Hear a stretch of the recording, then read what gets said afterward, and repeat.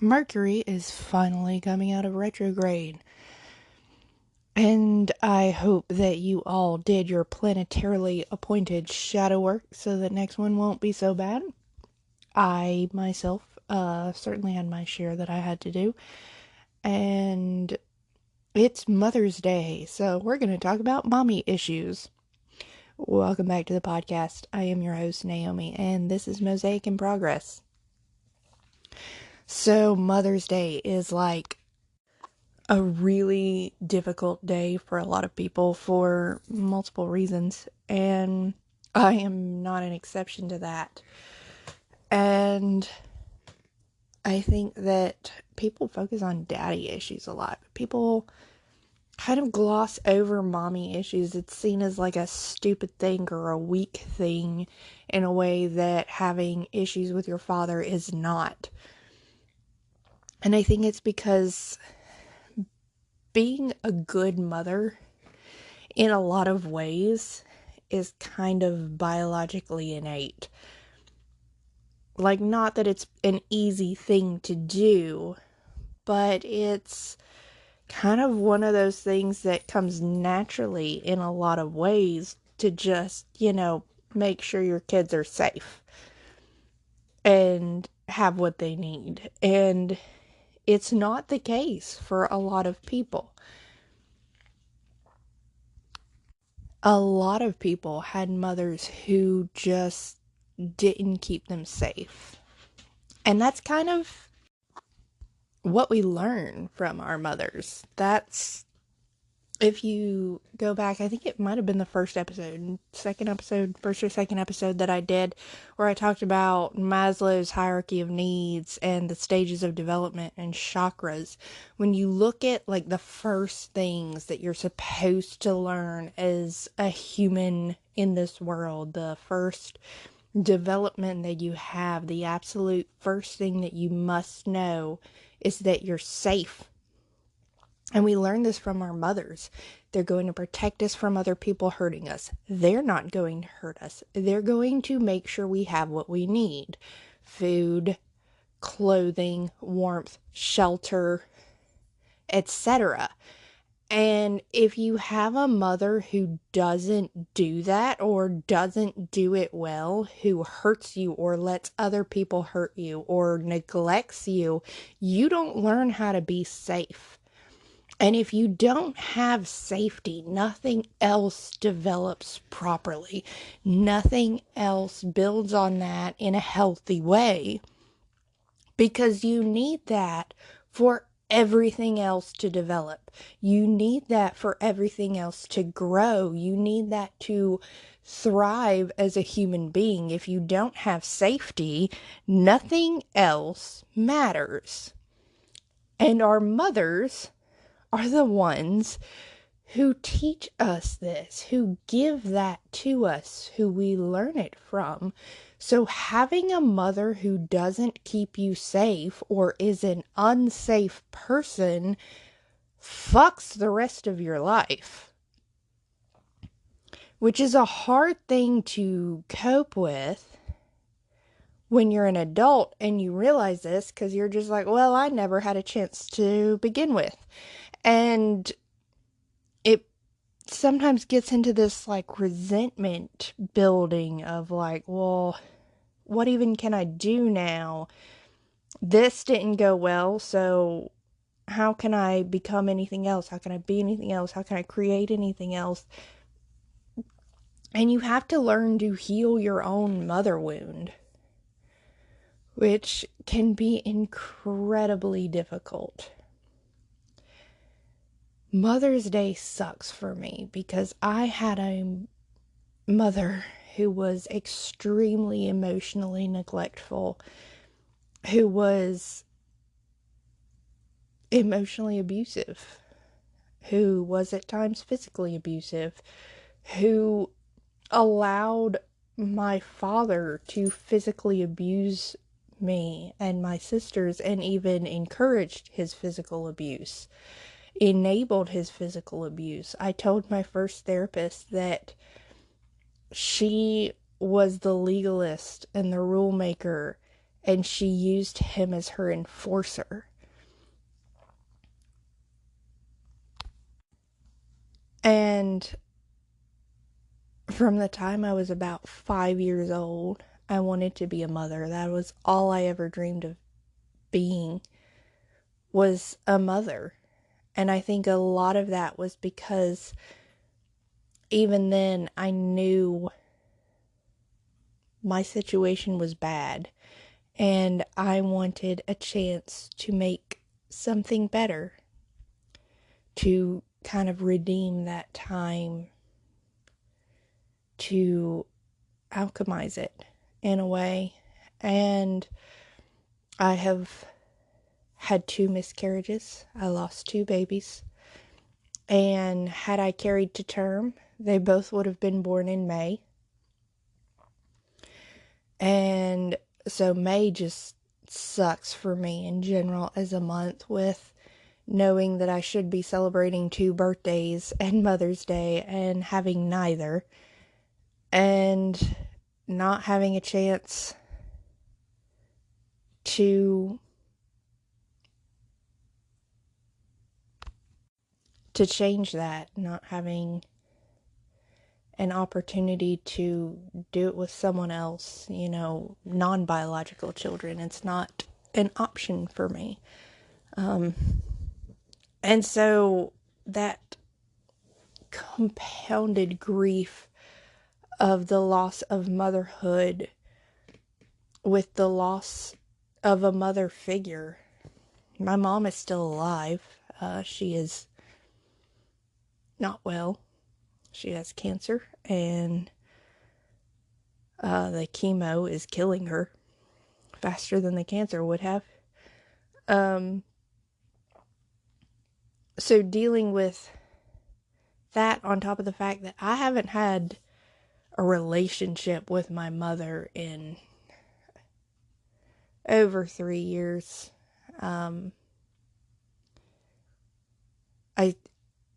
I'm not no contact with her, but we don't really speak. She knows nothing really that's going on with my life. She doesn't even know who I am anymore. I don't know that she ever really did.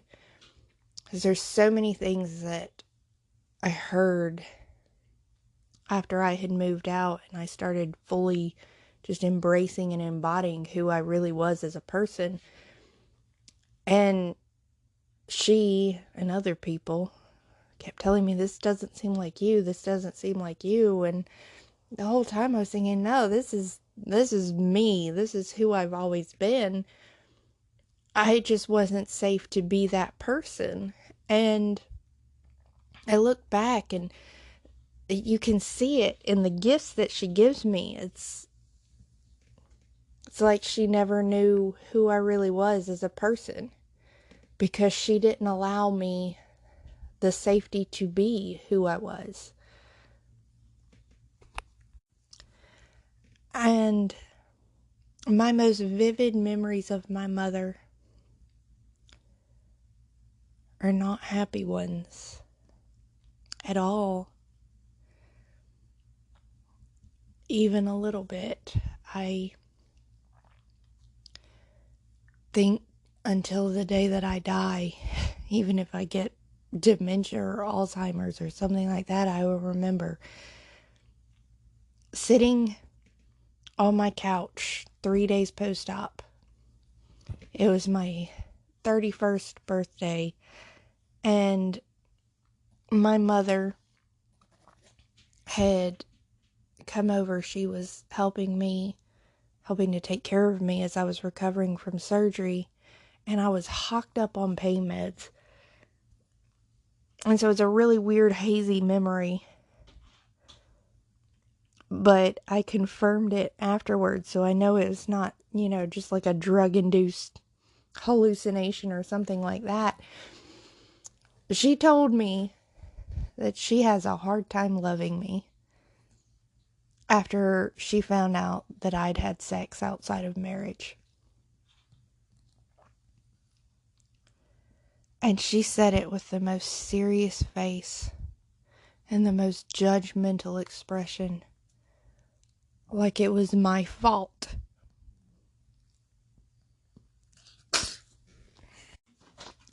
That I had caused her to not love me.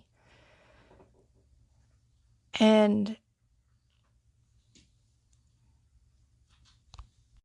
there are a lot of things in my life that I have envisioned or anticipated that would have been painful, but I don't know that I could have ever imagined hearing that and the pain that it caused and the pain that it still causes. Because there's a lot of things that my mother will say offhand or in anger and not really fully mean it, but she meant every bit of that. And honestly, it was something that I knew before she said it, so I could feel it. In fact, I felt it before she knew, and she felt that way. I have always felt like my mother didn't really love me. At the very least, she didn't like me. That was kind of obvious that she didn't like me. She wanted me to be one thing, and I was not that. And because I didn't fit in her box, she didn't like me. And I love my mother. I have always loved my mother, and I've always liked my mother, even now. And to be rejected in that way by the one person who should love you no matter what is a wound that I don't think ever really heals. You just learn how to deal with it. And for me, learning how to deal with it was found in spirituality and paganism and witchcraft and finding a family outside my family of origin. My best friends, both of them, their mothers decided to take me in as their own, as a grown woman, because they knew my mom didn't love me. As their daughters told them, hey, she has a shitty mom and she's your daughter now. And I will forever be grateful to the two of them, because it's one thing to take in your kids' friends as your own when they're children or even teenagers, but I was in my late 20s, and I think I might have been in my early 30s when I met the other one's mom, but I was fully grown woman, and they just said, all right, you're my daughter now. And I can't fathom that level of love for me. I can fathom that level of love on a personal basis because I have that love for other people. I have that love for my husband's children.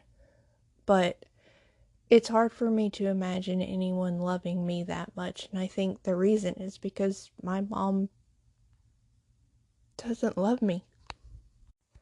And that kind of colors everything. If your mom doesn't love you, you can't really imagine anyone else loving you, because that's kind of the thing, isn't it? That's like the whole expression and joke, is that, oh, a face only a mother could love and only a mother would love them. Your mother is the one that's supposed to love you no matter what, no matter how ugly you are or fucked up you are or weird you are or stupid you are. your mother's the one that loves you no matter what. And so if your mother doesn't love you, it's really hard to imagine anyone else doing so. And it's hard to accept anyone else doing so. You're always going, what's the catch? What do you want from me? Because the one person who is biologically wired to love me doesn't. And I remember talking about that at a red tent circle gathering. And if you've never been to that or haven't heard of it, it is a gathering of women that is supposed to mimic the red tent, which was basically a place for women to go when they were bleeding, and they would be cared for and loved, and there were spiritual insights and just the magic of women and the magic of women bleeding. It was a place for that. And I only went to one, and that is a big regret of mine. But I remember I went to this gathering of women, and I knew a few of the women there, and I had committed to myself to be open and vulnerable, even though it was uncomfortable and scary. And this one woman came up to me, and we connected over root chakra symbols. She had a tattoo of one, and I was wearing a necklace of one, and we were both devotees of Hecate. And we connected over that, and she asked if she could give me a hug, and she said, I'll be your mother. Everyone needs a mother's love, and I'm sorry that yours didn't love you, but I'll be your mother. And the owner of a local metaphysical shop, who said basically the same thing to me. And it is mind-blowing to me that these wonderful women who barely knew me at the time would give me that love. And as I said, I can imagine it from a personal standpoint, because I understand giving that love. I understand taking someone in like that and giving love to someone like that, but I don't understand why anyone would want to give it to me.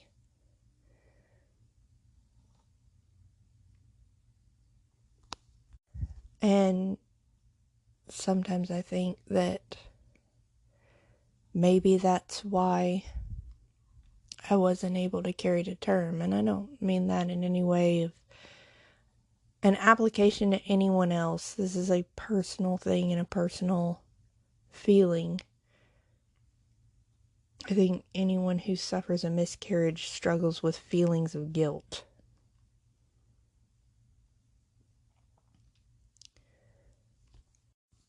And it's hard to not feel like there is something innately wrong with you when the people who should have been biologically predisposed to love you and care for you didn't, and actively don't.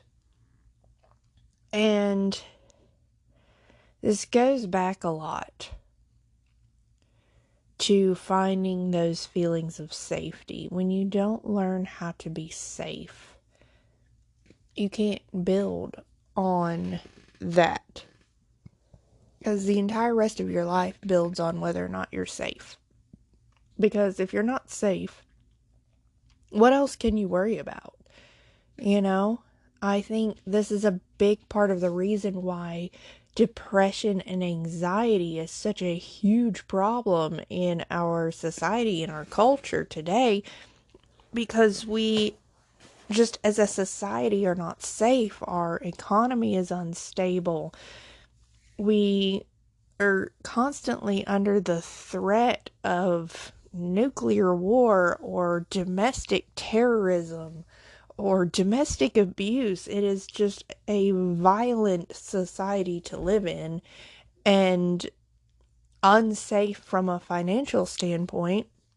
There are very few people who are making enough to even count as a living wage. People can't even buy houses. They can barely rent houses or apartments, and it is a level of unsafety in our economy and society that we haven't really seen in a very, very, very long time. Just the uncertainty of everything. So how is anyone going to create? How is anyone going to move forward? Why would anyone want to start a family in such uncertainty and unsafety? And I think it's a hugely overlooked part of our society and the younger generations and how they make their decisions. So, how do we heal this? How do we come out of this? If you are someone who has a mother wound, you had a mother who didn't love you or didn't love you well, or there's some kind of trauma or abuse or toxicity there that has caused problems, then how do you heal that? And as I said, for me, it came with finding a different spiritual path. I remember my now husband sending me a podcast by Alexander F. Glitch Bottle podcast. It was an interview with Jack Grail, and it was about Hecate and his work, the Hecateon. And I listened to the podcast and I was like, why is he sending me this? As someone who was homeschooled by an evangelical family, I did not learn about the Greek gods. There was a lot that was left out of my education that most people do learn, related to other cultures and religions, because they said, well, it's false gods and false religions and evil cultures and you don't need to know about that. So I had never heard of Hecate before that. And I was listening to it and hearing all the things about her and where she shows up and when she shows up and how you know that she's shown up and the things that mark her presence, whether it's black dogs and three-way crossroads and keys. And it was all these things that had featured very prominently in my life, and I had marked it like, yeah, I like these things, I know these things kind of, relate to me and are associated with me, and my mind was just completely blown. And I remember just texting him in all caps, like, has she been here my whole life? And he said, yeah, I'm pretty sure she has. That's why I sent you the podcast. The first time I met you, I was like, she needs to know about Hecate. And it was the first time that I really remember feeling a mother's love. That she had shown up for me with no agenda and no request, nothing but a mother's love, and had been walking me through my crossroads my whole life. And I was not interested in deity worship or veneration at that point. I had left the church and I was pursuing a kind of eclectic pagan path. And I believed that the gods of different religions were just faces of the whole. And I thought of it kind of God as a diamond with multiple faces, facets.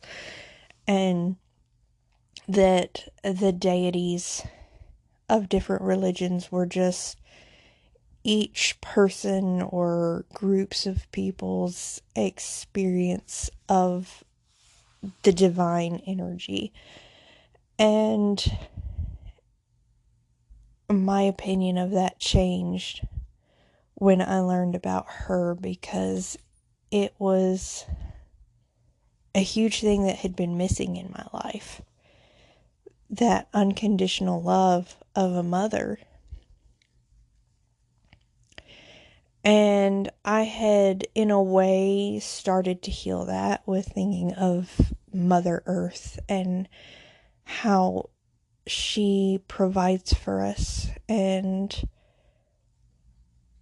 gives us safety and space unconditionally.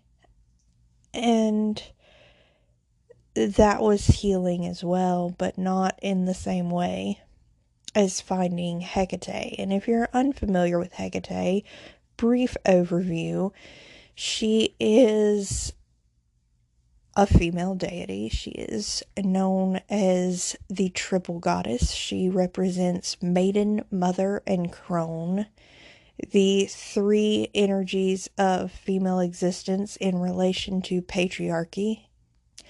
There is some debate about her faces in more feminist witchcraft circles sometimes, that all of her faces relate to phases of women as they are existing in a patriarchal society.